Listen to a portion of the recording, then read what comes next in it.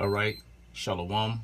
First of all, I want to start off by giving all praises to YAHAWAH, BaHaShem, YAHAWASHI, BaHaShem RAWCHAA QADASH, and that is saying YAHAWAH, which is the name of the Heavenly Father, who the world ignorantly calls God, and YAHAWASHI is the name of his beloved Son, who the world ignorantly calls Jesus Christ, and RAWCHAA QADASH is the name of the Holy Spirit, all in the ancient Hebrew tongue, the Lashawan Kodash.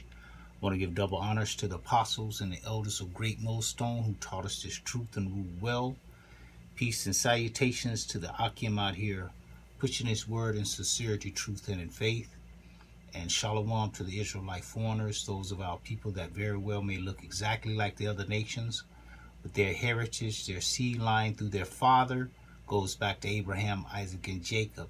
And shalom to the few Akwath out here, you few sisters that's out here listening in all humility. All right, I have another lesson, and I'm going to entitle it, well, I got it from the Tucker Carlson show when he was saying that we were witnessing the destruction of America, something like that. But I'm going to entitle this one, and there shall not be any remaining of the house of Esau. Okay. Oh, and the name of his show was "You Are Watching the Death of Our Country." Okay, because he goes into a rant, really trying to justify slavery, all the things that happened to the Israelites in this country, and saying that once it starts to happen to the Edomites, then it's reverse racism. Okay, we're doing the same thing they did. Okay, which is not true. Okay, it's not true, man. So let me just get into what he's saying. Let me just get that right quick. Good evening and welcome to Tucker Carlson. Tonight, want to hear an amazing story? It has the benefit of being both true and illuminating. Here it is. In 1851, a man called Samuel Cartwright came up with a fairly sophisticated scientific explanation for why so many slaves were running away from plantations in the American South. These fugitive slaves, Cartwright explained, were suffering from a medical disorder. It was called drapetomania. It was a syndrome characterized by an uncontrollable or insane impulsion to wander. So that was the problem. It wasn't they disliked being enslaved or yearned for freedom and basic humanity. No. The problem, according to Samuel Cartwright, was that black people as a group were inherently defective. They were drapetomaniacs. They were always running away. That's what he said. 107 years later, it is embarrassing to repeat something this stupid out loud. It's so obviously insane. But here's what you should know. Drapetomania was taken very seriously at the time, and so was Samuel Cartwright. Cartwright was not a fringe character at all. He was a nationally prominent physician, a former high-ranking Army officer from Fairfax, Virginia. He went to Penn Medical School. Samuel Cartwright was a credentialed man of science who commanded the respect of the country. 50 years after the Civil War, one of this nation's leading medical dictionaries continued to maintain an entry for drapetomania. So in retrospect, of course, we would call Samuel Cartwright a bigot, which he undoubtedly was. But he was also more than that. Cartwright was a practitioner of something called scientific racism. Scientific racism is deeper than simple prejudice. It is the use of science to justify the dominance of one group over another group. Scientific racism has a history as long as science, simply because the impulse to dominate is inherent to human nature. So it's not really about color, though it's called racism. Instead, it's about power. Martin Luther King wrote eloquently about this. So did Dr. Seuss, by the way. You might want to take a look at what they wrote, assuming you can still buy their books. The point is, scientific racism never actually went away. It's still with us. No one talks about drapetomania anymore. Instead, our medical professionals and law professors and military leaders and politicians and cable news hosts have identified a new disorder they claim explains everything bad. It's called whiteness. In the universities, it has become an article of faith that were it not for the indelible stain of whiteness, America could be a utopia. Only whiteness stands in the way. That's why we must abolish it. As Harvard Magazine put it, abolish the white race. Only then can we be happy. Okay. Let's get a scripture. Let's get a scripture right quick. Obadiah 1:18. And the house of Jacob shall be a fire, and the house of Joseph a flame. And Jacob representing the southern kingdom of Israel. You so-called Negroes, West Indians, and Haitians. And Joseph represents the northern kingdom, okay, from Ephraim to Issachar, okay. It says, in the house of Esau for a stubble, okay, and that's the so-called white race, all right. And they shall kindle in them and devour them, and there shall not be any remaining of the house of Esau, for the Lord YAHAWAH has spoken it, okay.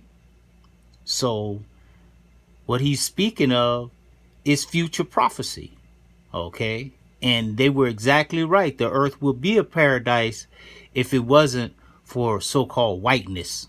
All right. He's trying to make a joke out of it, but it's real. Okay.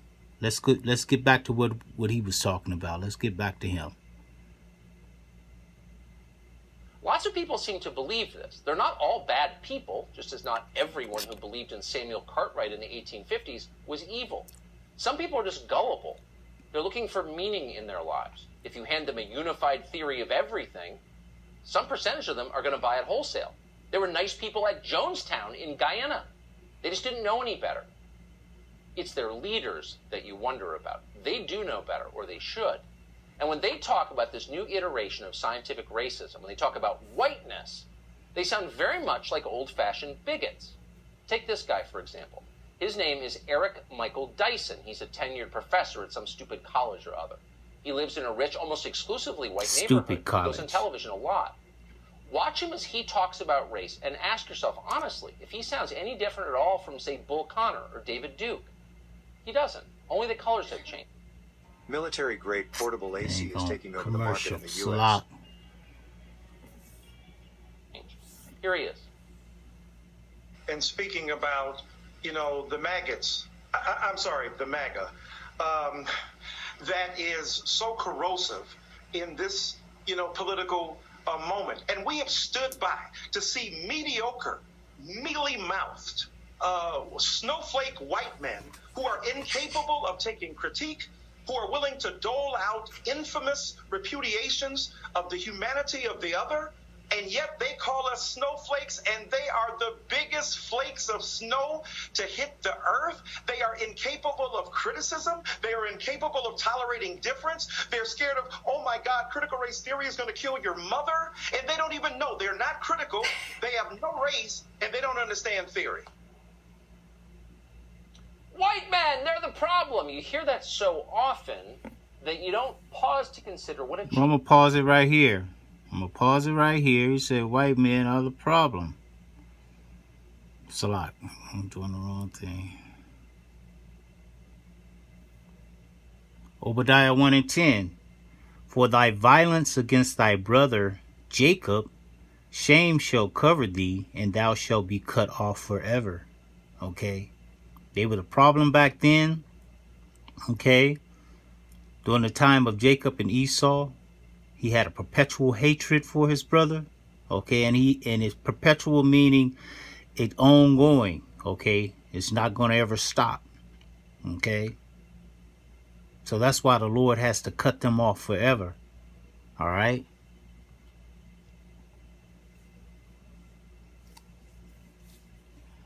Ecclesiasticus 12:6. For the Most High hateth sinners, and will repay vengeance unto the ungodly, and keepeth them against the mighty day of their punishment. Okay, because they have a day that they will be punished, okay, and set out of the earth, like Obadiah 1:18 just explained. But let's just get back to this guy again. Change this is. It used to be only a few years ago that the one thing you couldn't do in America was attack people in public on the basis of their race. I don't like that group because of their skin color. Let's hurt them. You couldn't say that. It was the one unacceptable thing, and for very good reason. You cannot maintain a Okay, but they could do it all day for years and years, sending postcards of our people hanging from trees and telephone poles and, you know, being burnt at the stake, you know, getting chased by bloodhounds and German shepherds and all types of animals getting fed, our babies getting fed, you know, to alligators, you know, publicly. But he's speaking as if they never did any of those things. And when the chickens come home to roost, now all of a sudden it's a problem. Okay? Racial democracy unless people of every color have exactly the same rights and responsibilities under the law and are considered of precisely the same moral value under God. You have to have that. That's the most basic prerequisite for a multiracial democracy. All lives have to matter or it cannot work. It's pretty clear that our leadership class, for whatever reason, doesn't want it to work. Obviously they don't. Look at what they're doing. When you hear people ascribe blood guilt to a specific racial group, when you hear them talk about the sin of whiteness, what you're watching is the death of our future as a country. We can't live in a nation of warring tribes. We know very well what that looks like. Okay. So, and when it's anti-white, is the death of the country. Why? Because without white supremacy, they're going to be on the bottom. Okay? And he understands that. That's why he's trying to flip the script. That's all he's doing is flipping the script. Okay? Let's see what scripture I got. Sirach 35:18. For the Lord will not be slack, neither will the mighty be patient toward them, till he have smitten in sunder the loins of the unmerciful. Okay, and they are the unmerciful. And repaid vengeance to the heathen, till he have taken away the multitude of the proud and broken the scepter of the unrighteous. So this is coming, man. All right. So the Most High is not going to be slack doing this, till he have rendered to every man according to his deeds, and to the works of men according to their devices. And their devices was keeping the so-called Negroes, Latinos, Native Americans, the Israelites, under their neck, under their foot on their neck, okay, till he have judged the cause of his people and made them to rejoice in his mercy. All right. Mercy is seasonable in the time of affliction, as a cloud of rain in the time of drought. Okay, and we need that mercy right now because there's nothing but affliction going on right now. Okay, with the jab, with the whole CV-19. Okay, who did they say need it first? Okay, the Negroes, Latinos, and Native Americans. We got to help them out first because, you know, they're the poor and we need to help them, as if they've ever helped us before. Okay, they have no intentions to help us. That's why what is it, never trust, I think is it Ecclesiasticus or Second Esdras, I can't remember, but I know it's chapter 12 and 1. Never trust thine enemy, man. Okay, never trust thine enemy, because he's coming in sheep clothing, speaking all these highfalutin words, you know, as if he can change something. Okay, let's go back to what he was talking about. Let's go back to him again.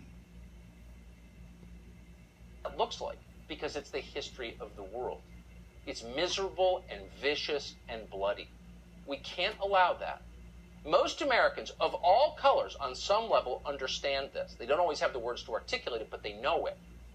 When their kids come home from school with assignments that suggest that all races are not, in fact, equal, that some races are guilty and some are innocent, that some groups are oppressors inherently and others are inherently oppressed. Okay.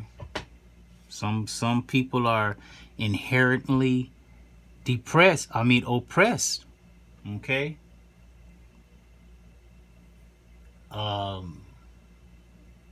Deuteronomy 7:6 states that the Most High chose Israel to be his people, his special people, above all people that are upon the face of the earth. Okay? This is the words of the Most High. All right?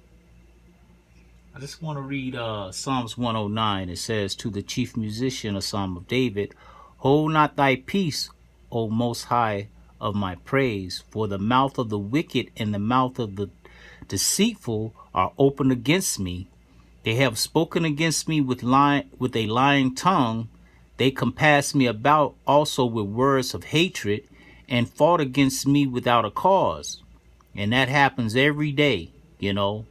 For my love they are my adversaries, but I give myself unto prayer. And they have rewarded me evil for good, and hatred for my love. Set thou a wicked man over him, and let Satan stand at his right hand. When he shall be judged, let him be condemned, and let his prayer become sin. Let his days be few, and let another take his office. Let his children be fatherless, and his wife a widow. Let his children be continually vagabonds and beg. Let them seek their bread also out of their desolate places. Let the extortioner catch all that he hath, and let the stranger spoil his labors. Let there be none to extend mercy unto him, because he never extended any type of mercy unto us. Neither let there be any to favor his fatherless children. Let his posterity be cut off, and in the generation following, let their name be blotted out. Because at the end, the Most High is going to blot out the name of Edom, Esau. Let the iniquity of his fathers be remembered with the Lord YAHAWAH, and let not the sin of his mother be blotted out.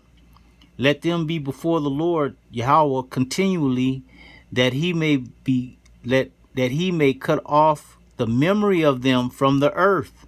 Okay, you're gonna be walking around. Where's the so-called Edomites at? Because that he remembered not to show mercy, but persecuted the poor and needy man, that he might even slay the broken in heart. And that's what he does, man. This guy, that's his track record. That's his MO, as they say. It says, as he loved cursing, so let it come to him, unto him. As he delight not in blessing, so let it be far from him. As he clothed himself with cursing like as with his garment, so let it come into his bowels like water, and like oil in his bones. Let it be unto him as the garment which covereth him, and for a girdle wherewith he is girdled continually. Let this be the reward of mine adversary from the Lord, YAHAWAH, Ba'ashem YAHAWASHI, and of them that speaketh evil against my soul. But do thou for me, O power, the Lord YAHAWAH, Ba'ashem YAHAWASHI, for thy name's sake. Because thy mercy is good, deliver thou me. For I am poor and needy, and my heart is wounded within me. I am gone like the shadow when it declineth. I am tossed up and down as the locust. My knees are weak through fasting, and my flesh falleth of fatness. I became as a reproach unto them. When they looked upon me, they shake their head. Help me, O power, YAHAWAH, Ba'ashem YAHAWASHI, my power. O save me according to thy mercy, that they may know that this is thy hand, that thou, the Most High, YAHAWAH, Ba'ashem YAHAWASHI, has done it. Okay. So that's a prayer, man. You know, asking the Lord to deliver us out of this devil's hand and to render unto them, their due diligence. Okay? Let's go back to what this guy was saying. Come on now, don't, man, I hate this, man. It's gonna go all the way back.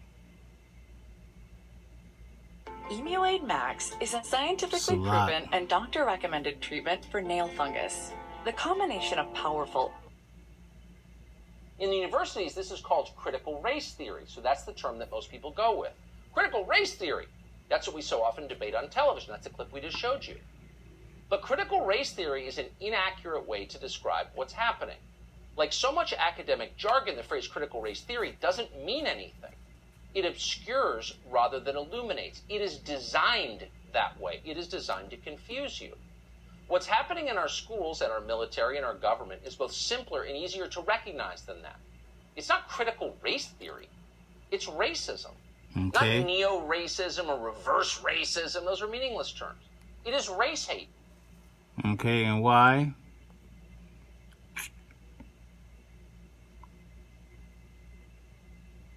Let's see.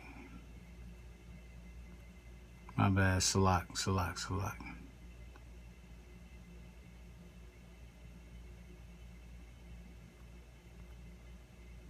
Job 9:24. The earth is given into the hand of the wicked. He covereth the faces of the judges thereof. If not, where and who is he? So it ain't no critical race theory. This is what it is. The Most High put the wicked over the righteous. Okay? And it's only for a point in time. Okay? It's not forever. All right? Let's see where we at.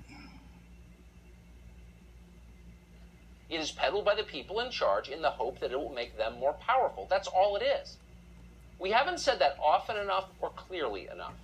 And because we haven't, because we've been tied up in some pointless debate about a concept that nobody can actually define, the race hate, and that's what it is, has oozed from the universities, and it has infected the entire country, including at the very highest levels.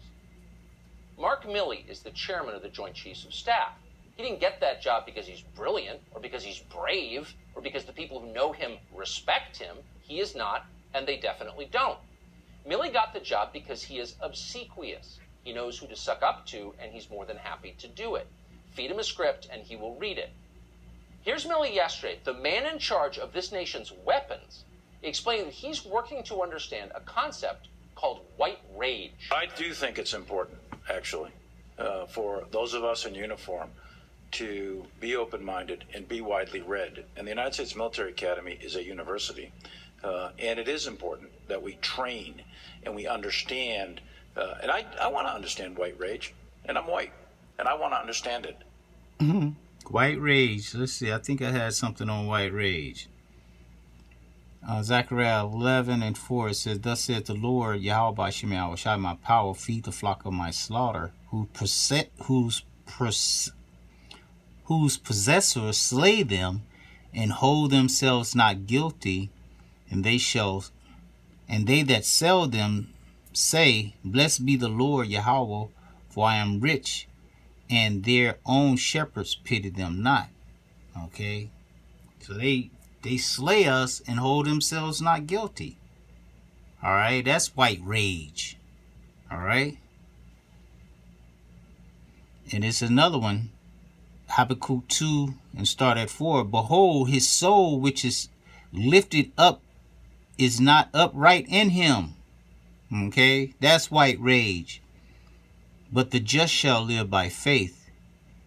Yea, also because he transgresseth by wine, he is a proud man, neither keepeth at home, who enlargeth his desire as hell, and is as death, and cannot be satisfied, but gather unto him all nations, and heapeth unto him all people. White rage. Okay, how do you think they get the nations and the people? Okay, by force, by the edge of the sword. All right, that's his MO. All right. Let's go back. So what is it that caused thousands of people to assault this building and try to overturn the Constitution of the United States of America? What caused that? I want to find that out. I want to maintain an open mind here, and I do want to analyze it. It's important that we understand that, because our soldiers, sailors, airmen, Marines, and Guardians, they come from the American people. So it is important that the leaders, now and in the future, do understand it. Hard to believe that man wears a uniform. He's that unimpressive. Notice he never defined white rage, and we should know what it is. What is white rage? Well, like drapetomania, it's one of those diseases that only affect people with certain melanin levels. It's a race-specific illness. That's what Mark Milley has learned from reading about it. That's why he's making his soldiers read about it too. They need to know. Watch. I've read Mao Zedong. I've read Karl Marx. I've read Lenin. That doesn't make me a communist. So what is wrong with understanding, having some situational understanding about the country for which we are here to defend?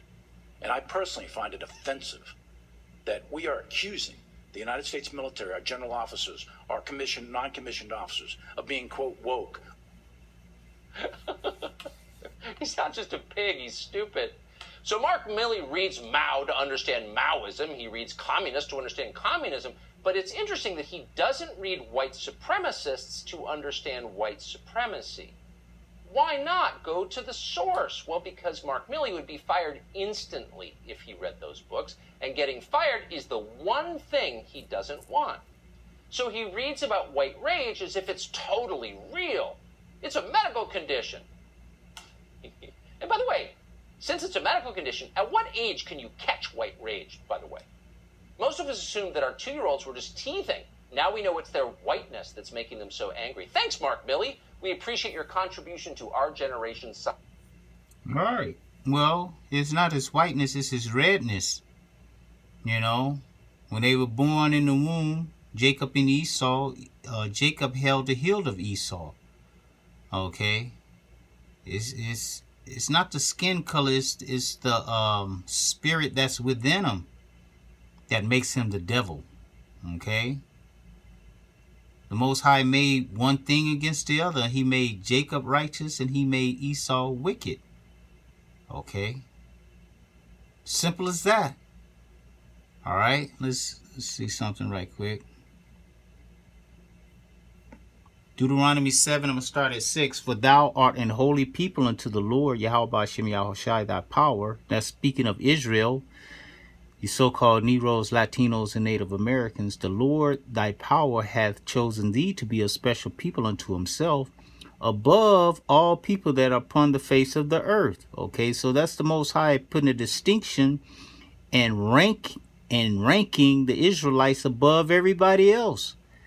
The Lord Yahawah Ba'Shem Yahawashi did not set his love upon you, nor choose you because you were more in number than any people, for you were the fewest of all people, but because the Lord loved you, and because he would keep the oath which he had sworn unto your fathers, hath the Lord brought you out with a mighty hand, and redeemed you out of the house of bondmen, from the hand of Pharaoh the king of Egypt. Know therefore that the Lord Yahawah Ba'Shem Yahawashi, thy power, he is the power, the faithful power, which keepeth covenant and mercy with them that love him and keep his commandments to 1,000 generations, and repayeth them that hate him to their face, and destroy them. Okay, so that's going to happen to 2/3 of our people, the rest of these nations, and Esau. The Most High is going to do it in their face. He will not be slack to him that hateth him. He will repay him to his face. Okay? So all this going back and forth, trying to justify, you know, and trying to downplay it, you know, yeah, this guy was a wicked dude back then, and, you know, I hate to read it now 100 years later, but you're benefiting, okay, from that same white supremacy, okay? You even have a show promoting it, okay?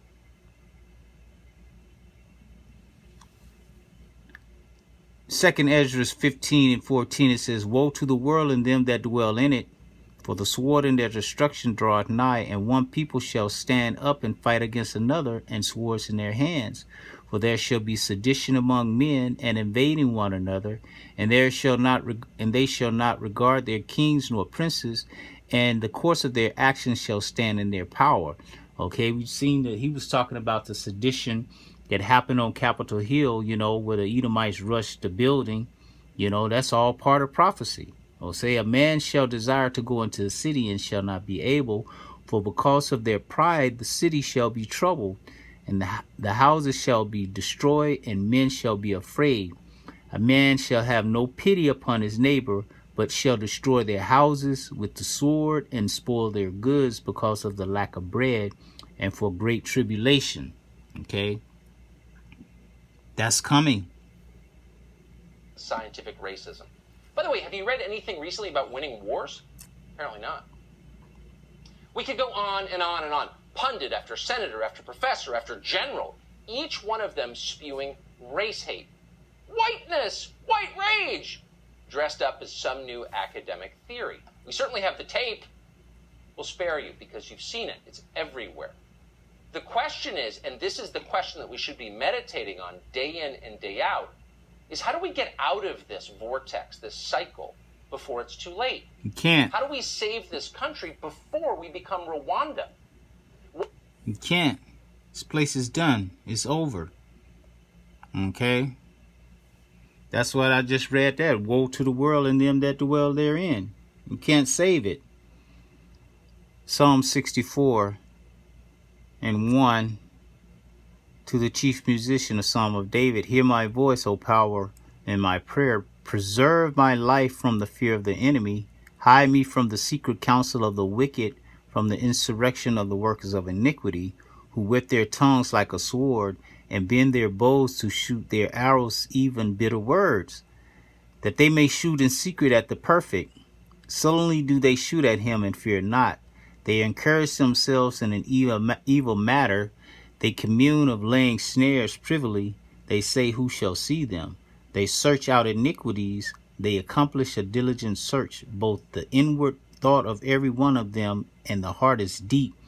But the Most High shall shoot at them with an arrow, suddenly that they shall be wounded. So they shall make their own tongue to fall upon themselves. All that see them shall flee away. And that's what they're doing. They're making their own tongue to fall upon themselves. He's calling out white mania, white hate, okay? And he's so-called white.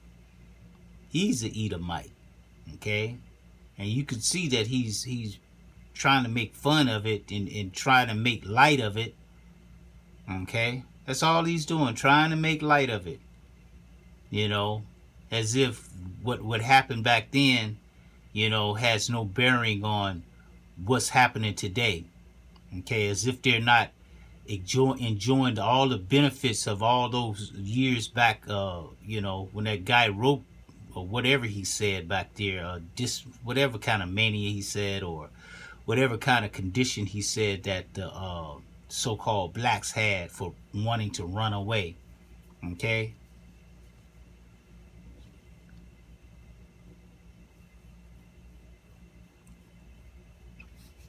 It's Amos 1 and 11.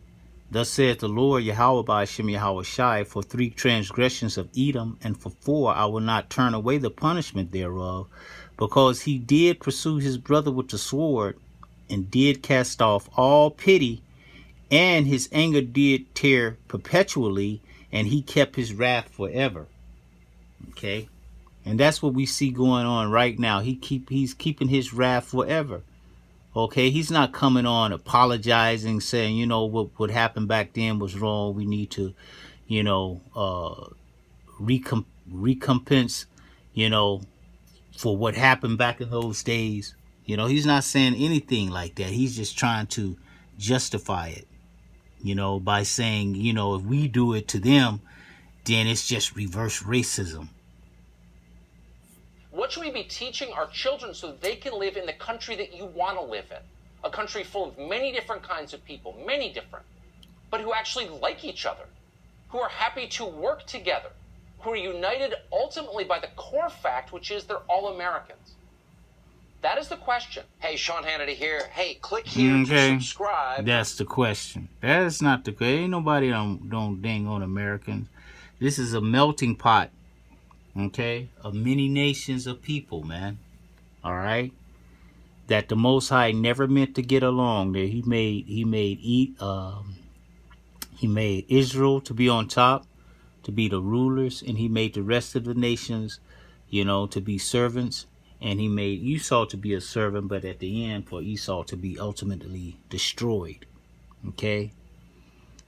Genesis 27:41. And Esau hated Jacob because of the blessing wherewith his father blessed him. And Esau said in his heart, the days of mourning for my father are at hand. Then will I slay my brother Jacob. Okay, and that's been going on. Okay, since back then. And these words of Esau, her eldest son, were told to Rebekah. And she sent and called Jacob, her younger son, and said unto him, behold, thy brother Esau, as touching thee, doth comfort himself, purposing to kill thee. Now therefore, my son, obey my voice, arise, flee thou to Laban, my brother, to Haran, and tarry with him a few days until thy brother's fury turn away. Okay, and his fury really never turned away. All right. So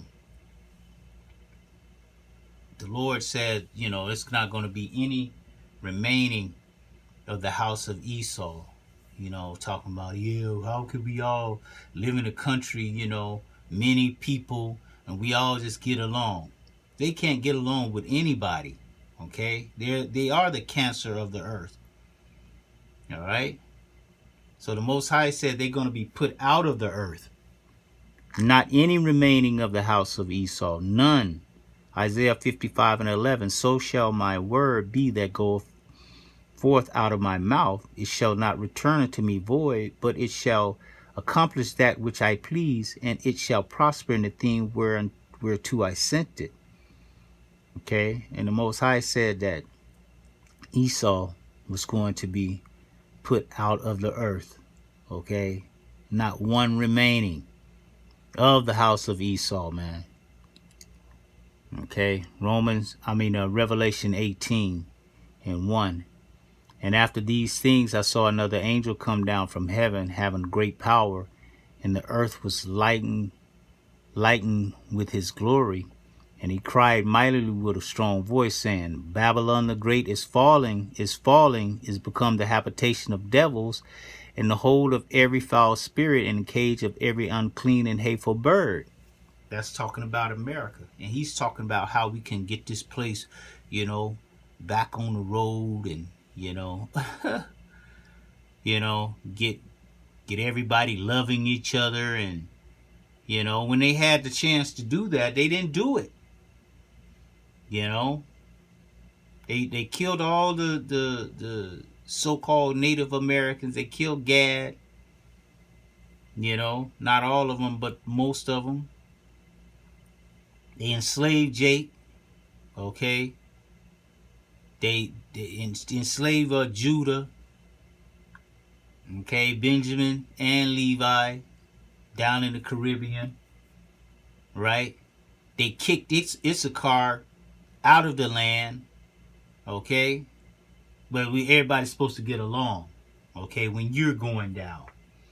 It says, for all nations have drunk of the wine of the wrath of her fornication, and the kings of the earth have committed fornication with her, and the merchants of the earth are waxed rich through the abundance of her delicacies. And I heard another voice from heaven saying, come out of her, my people, that ye be not partakers of her sins, and that ye receive not her plagues. For her sins have reached unto heaven, and the Most High hath remembered her iniquities. Reward her even as she rewarded you, and double unto her double according to her works. And the cup which she hath filled, in the cup which she hath filled to her double. How much she hath glorified herself and lived deliciously, so much torment and sorrow give her. Okay, so it's not going to be everybody holding hands and kumbaya. Okay, the Most High say, give her torment and sorrow, for she saith in her heart, I sit a queen, and am no widow, and shall see no sorrow. Therefore shall her plagues come in one day, death and mourning and famine, and she shall be utterly burned with fire. Those nuclear warhead missiles, man. For strong is the Lord YAHAWASHI YAHAWASHI, who judgeth her, and the kings of the earth, who committed fornication and lived deliciously with her, shall bewail her and lament for her when they shall see the smoke of her burning. Okay, standing afar off for the fear of her torment, saying, alas, alas, that great city Babylon, which is America, this US of A, that mighty city, for in 1 hour is thy judgment come. Because the Most High is going to destroy this place in 1 hour. And the merchants of the earth shall weep and mourn over her. For no man buyeth their merchandise anymore. The merchandise of gold and silver and precious stones and of pearls and fine linen and purple and silk and scarlet and all thine wood, and all manner of vessels of ivory and manner of vessels of most precious wood and brass and iron and marble and cinnamon and odors and ointments and frankincense and wine and oil and fine flour and wheat and beasts and sheep and horses and chariots and slaves and souls of men. Okay, that's what they're selling over here and buying over here in America, man. Okay, which is not going to be great again. Okay, America would not be made great again. America is going into destruction. It's headed for destruction. Okay, so Lord willing, you know, I want to give all praises to YAHAWASHI YAHAWASHI, RAWCHAA QADASH first. Double honors to the apostles and the elders of Great Millstone. Salutations to the brothers out here. We must definitely speak this into existence. The kingdom of heaven, the throne of David. Okay, in its return, we must speak it into existence on a daily. And Lord willing, it was edifying. Till the next time, I want to say shalom.